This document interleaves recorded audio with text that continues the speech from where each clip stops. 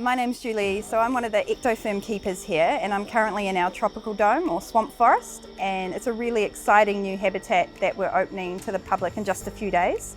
So we're just doing all the finishing touches now, and then everyone will be able to come and see how amazing it is. We were lucky to get two Sunda gharials, so we've got Malu and Sumpit, two females. They're around 2.5 to 3 metres, possibly 70, 80 kilos, so they're pretty big.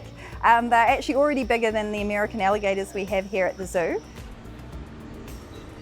I was really lucky to get to go to Denmark and actually work with the Sunda gharials before they came back to New Zealand.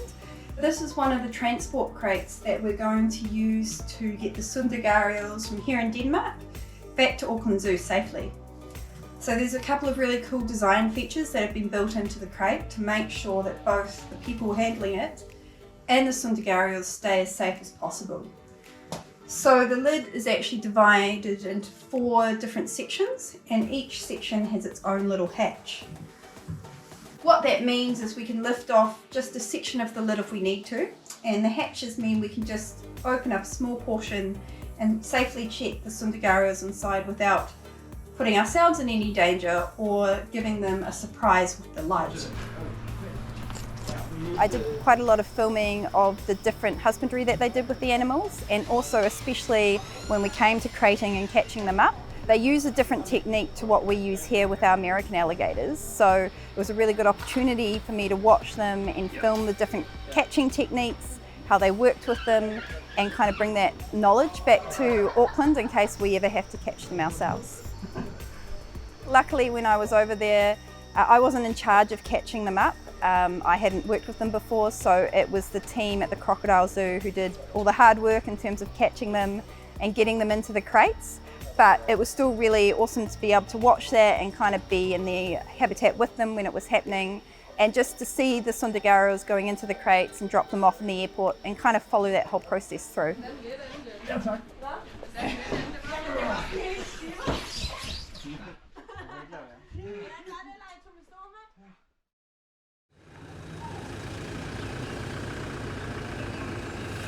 Our new vehicle has arrived and we're just going to be walking through now.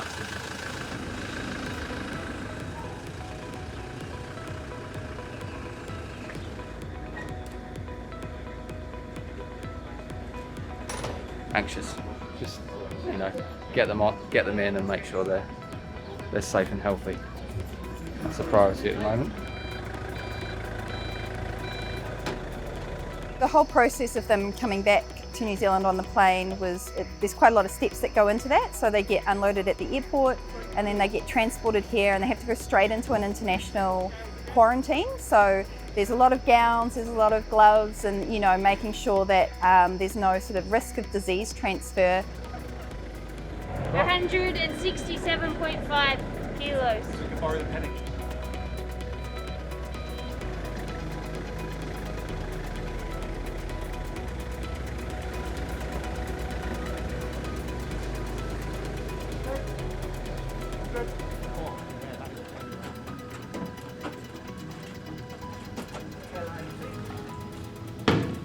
We had the cameras watching them, so it was really good for us to be able to track that change in behaviour as they became more comfortable in the off-show pool. So they would have spent about a month in there, and eventually we saw them starting to relax and they were coming out and basking and not just hiding in the water. And then after a month we were able to open the doors, and Sumpit was actually the first one to come out, and she's spent a lot of time out on the habitat since.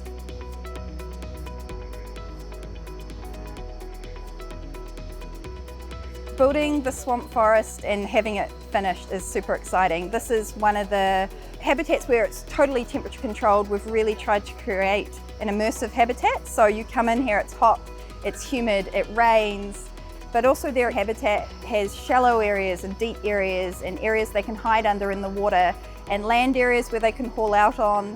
So what we've tried to do is create a whole lot of different environments. So I think they're really going to be able to utilise that, and hopefully we'll see a lot of their natural behaviours coming out as they get to know the habitat well.